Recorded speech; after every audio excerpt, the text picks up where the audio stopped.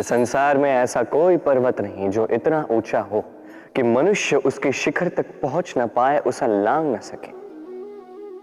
इस संसार में ऐसा कोई सागर नहीं जो इतना गहरा हो कि मनुष्य उसके तले को छूकर पुनः लौट कर आ न सके। एक छोटी सी बूंद पर्वत के शिखर पर पिघल कर बहने लगती है और देखते ही देखते वो महानदी गंगा में परिवर्तित हो जाती है। कारण क्या है? कारण है प्रयास, प्रारब्ध नहीं। ये प्रयास ही निश्चित करते हैं आपका प्रारब्ध क्या होगा। ये सारा खेल प्रयास और प्रारब्ध का ही है। आपके जैसे प्रयास होंगे वैसा प्रारब्ध आपका होगा। और यदि आपके ये प्रयास ये ऊंचे हो तो प्रारब्ध को तो आपके समक्ष झुकना ही है। क्यों? कई बार मनुष्य अतीत को देखता है, आज अहंकार में भर जाता है। कभी वर्तमान को देखता है, भविष्य के विषय में सोचता है, मद में चूर हो जाता है। क्यों नहीं समझ पाता एक सरल सी बात? ये सृष्टि जो है, ये सृष्टि एक चक्र है जो बार बार आपको दोहराएगी, कठिन से कठिन परीक्षाओं पे आपको उतारेगी, जिस पर आपको उत्तीर्ण होना ही है। जो कल था वो आज नहीं है, ये सभी को ज्ञात है। जो आज है वो कदाचित कल नहीं होगा, ये भी आपको मानना होगा। एक मुस्कुराहट के साथ आपको शांत रहना है और कभी भी इस मन में अहंकार उत्पन्न होने नहीं देना है।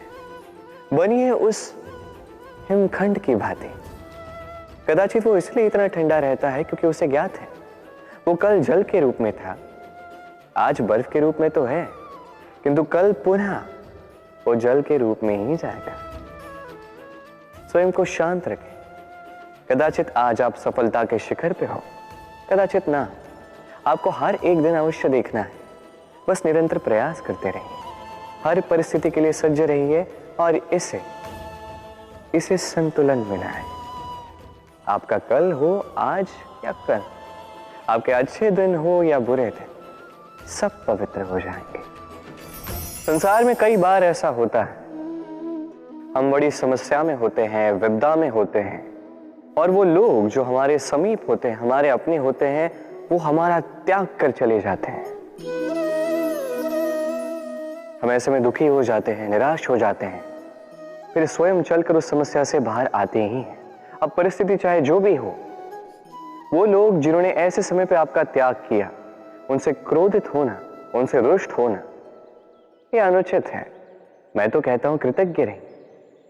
मैं तो कहता हूं उन्हें धन्यवाद कहिए कि उन्होंने ऐसे समय पे आपका साथ छोड़ा जब आपको उनकी सबसे अधिक आवश्यकता थी। क्योंकि या तो उनको विश्वास था कि आप स्वयं इस विपदा से बाहर चलकर आएंगे, या तो उनके त्याग के कारण आपने स्वयं का प्रोत्साहन बढ़ाया, स्वयं की शक्ति बढ़ाई और स्वयं उस आग से चलकर बाहर आए। अपने बुरे समय को आपने अपना अच्छा समय बनाया। अंत में आप और शक्तिशाली हो जाते हैं और श्रेष्ठ हो जाते हैं। और यही तो आपकी विजय है, जिसका कारण है उनका साथ छोड़ना। तो उन्हें धन्यवाद कहिए। धन किसी के लिए मोह है तो किसी के लिए मान, किसी के लिए भाग्य है तो किसी के लिए कर्मों की इच्छा है। देखा जाए तो ये धन कहीं ना कहीं मनुष्य के लिए अत्यंत आवश्यक भी है, और इसलिए मनुष्य जो है अपना समस्त जीवन व्यतीत करता है इस धन को अर्जित करने। अनेक मनुष्य ऐसे भी होते हैं जिनका समस्त जीवन इसी धन में बीत जाता है।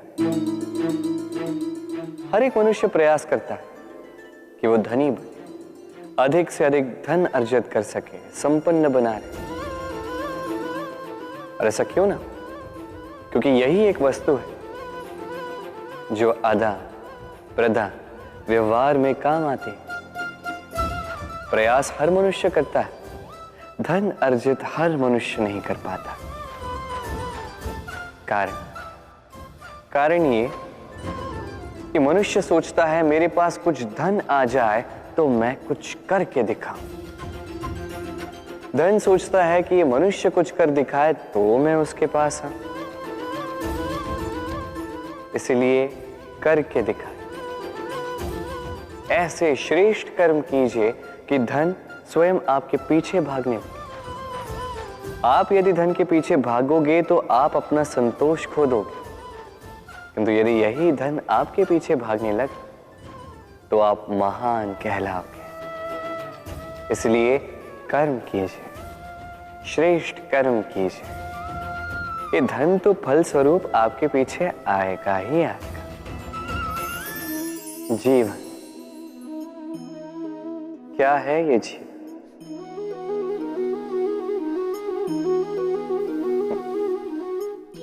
ये प्रश्न सबके मन में आता है। सबका मन इसी प्रश्न से चिंतित रहता है क्या ये जीवन? इसका उद्देश्य क्या है?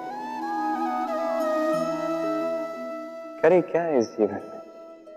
क्या ये जीवन कुछ पाना है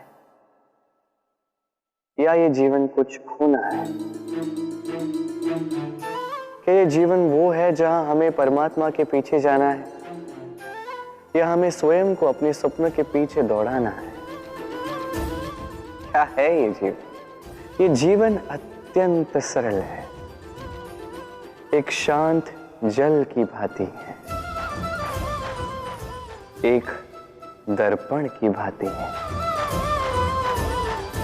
ये जीवन है ठीक एक दर्पण की भांति। दर्पण क्या करता है? आपको वही दिखाता है जो आप करते हैं।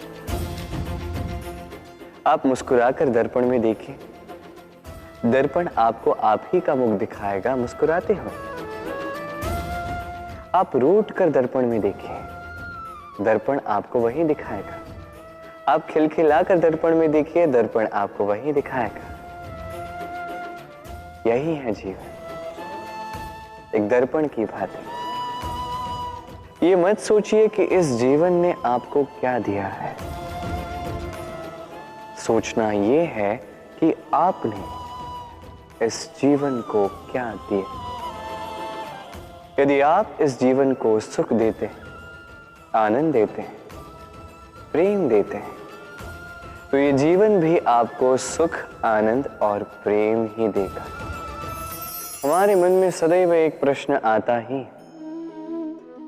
ये जीवन जो ईश्वर ने हमें दिया, एक जीवन ईश्वर ने एक आत्मा दी पृथ्वी पर जीने के लिए। जहां तक हमें ज्ञात है हमारे पास एक ही जीवन है, तो हम अवश्य ये सोचेंगे कि इसको सुधारा कैसे जाए। हर एक व्यक्ति सोचता है कि मैं क्या करूं जिससे ये जीवन सुधर सके, कौन सा कर्म करूं, कौन सा पुण्य करूं, कौन सा शास्त्र पढ़ूं जिससे मुझे वो ज्ञान मिले जिससे मैं अपने जीवन को सुधार पाऊं। समस्त जीवन व्यतीत कर जाता है इन प्रश्नों के उत्तर खोजने में, वो शास्त्र समझने में। कई सारे लोग फिर भी समझ नहीं पाते। चलिए आज मैं आपको एक सरल सी बात बताऊंगा जिससे आप इस जीवन को सुधार सकते हैं। जीवन, जिह्वा, इन दोनों की एक ही राशि। जिह्वा यानी आपकी वाणी, इस वाणी को नियंत्रण में रखिए, इसे सुंदर बनाइए, मधुर वाणी रखिए, जितना हो सके इसे सुधारिए, आपका जीवन सुधर जाएगा। क्योंकि ये वाणी ये होती अत्यंत शक्तिशाली, ये एक ऐसा बंधन है जो सामने वाले व्यक्ति को आपके व्यक्तित्व के साथ बांध देता है। तो इस वाणी को सुधारिए, इसे सुंदर बनाइए, आपका जीवन अपने आप ही सुंदर हो जाएगा। शत्रुता, एक व्यक्ति दूसरे व्यक्ति से शत्रुता कर बैठता है। दो घनिष्ठ मित्र, एक समय ऐसा भी आ सकता है जब ये दोनों एक दूसरे के परम शत्रु बन जाते हैं। इसके कई सारे कारण हो सकते हैं, किंतु प्रमुख कारण है आलोचना। जी हां, यदि आप किसी के विषय में आलोचना करते हैं तो हो सकता है वो आपका शत्रु बन जाए। अब मन में एक प्रश्न आ रहा होगा कि ये कैसे संभव है? आलोचना ये तो आवश्यक है। यदि मैं अपने मित्र के बुरे कर्मों के विषय में आलोचना ही नहीं करूंगा तो वह सुधरेगा कैसे? यह सत्य है कि आलोचना आवश्यक है, किंतु उससे अधिक महत्वपूर्ण और आवश्यक है आपका यह निर्णय कि यह आलोचना किस स्थान पर करनी है। यदि ये सार्वजनिक रूप से करते हैं तो ये अपमान भी बन जाता है। यदि यही एकांत में करोगे तो ये परामर्श बन जाता है। अपमान कोई स्वीकार नहीं करता, वही परामर्श सभी को अच्छा लगता है। तो यदि आप किसी के लिए कुछ अच्छा चाहते हैं, किसी को सुधारना चाहते हैं और आपको लगता है कि आलोचना आवश्यक है, तो सर्वप्रथम समय, स्थिति और स्थान पर ध्यान रखिए, अन्यथा यह आलोचना आपको बहुत महंगी पड़ सकती है। तो आइए और मेरे साथ प्रेम से कहिए, राधे राधे।